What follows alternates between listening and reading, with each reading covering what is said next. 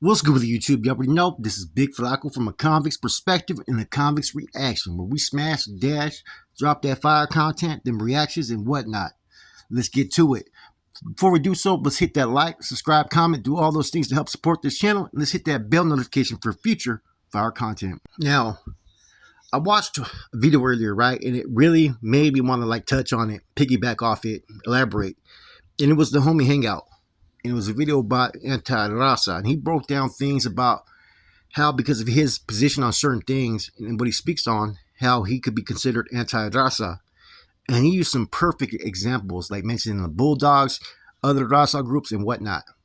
Now, I'm going to be talking about this incident that happened currently in Salinas Valley about an old Africano Crip who was disrespected in high desert, handled his business, and because of that, he suffered the repercussions today to where he was attacked by two Nortenos. And where did Nortenos play in this future incidents amongst a raza group? First and foremost, man, this should have never been a considered a black and brown issue. Second of all, just because someone has certain status with an organization does not give him the right to disrespect another man. There's enough of that occurs within the raza where people who hold status and rank abuse it, of all these groups, right?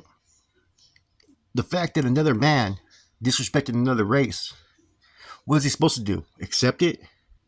Ain't nobody on a pedestal above the next man when it comes to the human race. And for that, that's why I don't see the Nortenos getting involved in this, because the Norteño plight was not about abuses. It was not about dictatorship. It wasn't about superiority. It was about being a fair and just cause that any minority group, even whites, could join if they wanted to, if they had the same beliefs. And so I'm 100% behind what the homie hangout has said. The Norteños should not involve themselves, because this is not a black and brown issue. This was an individual who was drunk and was abusing his authority. Not abusing his authority. Now he kind of is. This is someone who just disrespected another race, and he ain't supposed to fucking tolerate that. Where I come from, right? First of all, you wouldn't hear too often a carnal disrespect another race. It just wouldn't be accepted. You know, the carnales would deal with that dude if he got out of the line and it was witnessed by everybody, right? But you just wouldn't see it. And I'm surprised that it's being seen from in the middle, because typically, like I said, a lot of those dudes from back in the days, right, that I did time with, they're all killers, man. They're not going to talk shit to you and not fucking put that blade up in you. You know, they're not going to sit there and talk shit and not accept whatever they have coming. They're fucking warriors. So I don't know what part of the game has changed. And see, you got to hold everybody accountable for their own actions. And see, if the Norteños involved themselves in an issue that pertained to black and brown, that was started based upon the fact that an individual was drunk and was disrespecting another race, and that dude handled his business, I don't see the Norteños involving themselves. It's the same way where if there was an issue with the blacks or whatnot, we would take a step back that this isn't our issue or front, even if we were getting along on the yard. Now with this, the only exception I could see where the homeboys would get involved, and I would understand that, is if there was maybe 2 or 3 Sureños and you had 25, 30 dudes just rush fucking to Raza and just victimize them. You know what I'm saying? Which would be, it's kind of a stretch that would happen, but you never know. That's the only time I could see them fucking jumping in this war. But as far as anything else, I don't see them getting involved, and they shouldn't get involved. You know? There's no mutual concern there. It isn't like they were on a yard and someone disrespected someone that was Raza, or, you know what I'm saying? Or, you know, typically, like I said, a lot of these groups, especially the Raza groups, are going to be quick to deal with their own if they get out of line with another race. And they will avoid dealings with certain people that they feel that are going to put them in a bad position. There's Sureños that do get along with black inmates, black convicts, black gangsters, whatever you want to call it, right? There's some that can get along. They can interact. They can do business. They can gamble. And it's all respect. But there's some that can't. And it gets too personal. Some people won't pay their debts. And so, from my understanding, a lot of times they will not do dealings with certain races as to prevent any type of incidents from happening. Because if someone doesn't want to deal with their own and it's justified, that's when the whole fucking group is ready to fucking rock and roll.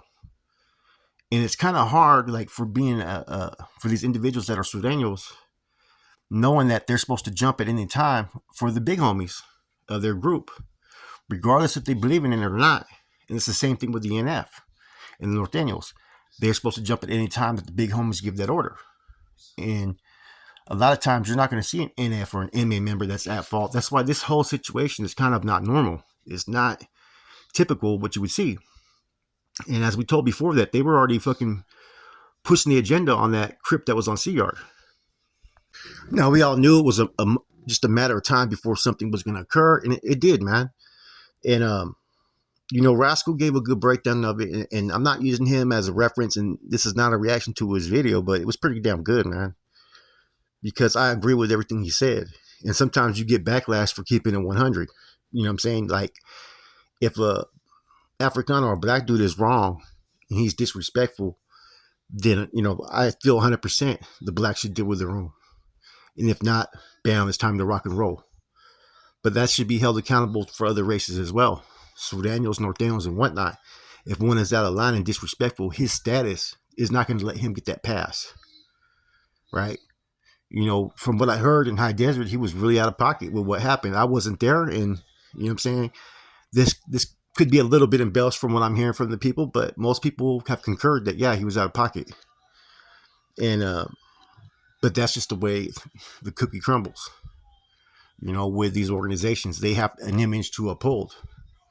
And a lot of the times that image is a falsehood. People look at people as gods.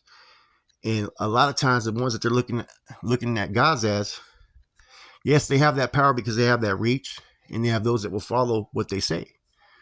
But that doesn't mean that their actions are always going to be on time. I've seen the same dudes that are calling shots be the biggest dope fiends when I was in the shoe.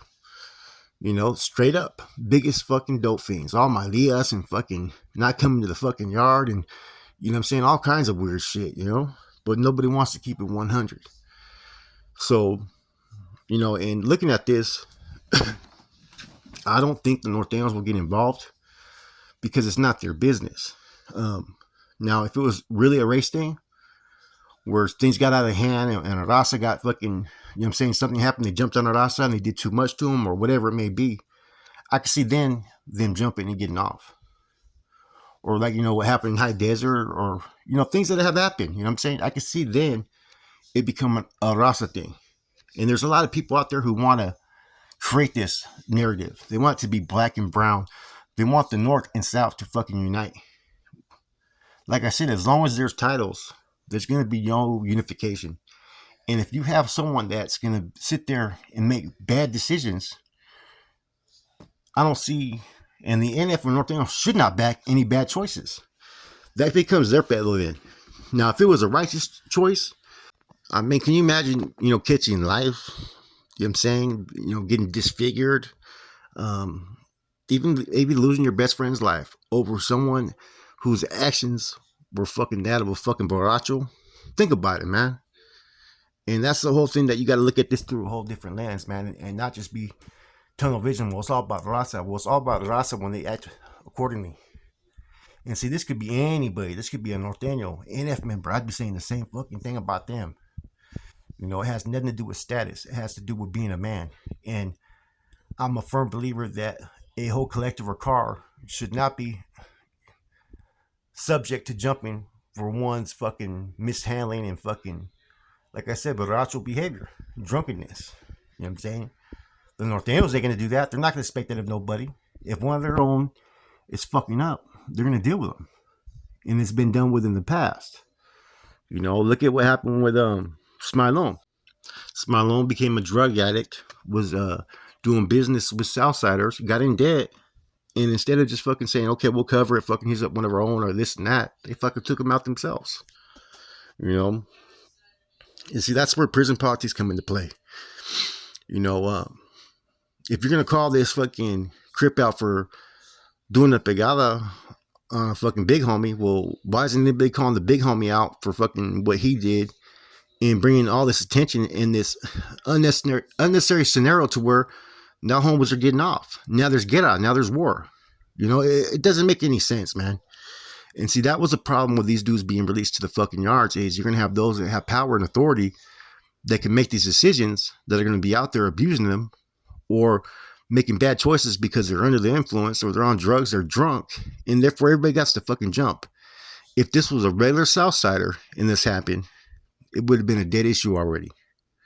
But because of who it is, he gets this special preferential treatment. We all got to jump now. So a lot of things that Rascal was talking about, 100% right. This isn't a race issue. It's not a black and brown issue. The North do not have to get involved and shouldn't get involved. And that man, all he did was defend himself as a man. He'd been in the system a long time. Something like 30 some years, 40 years. So he's supposed to eat shit because of who this dude was and his status? Fuck no. We're all men at the end of the day, man. With that, that's my reaction to this. I'm gone.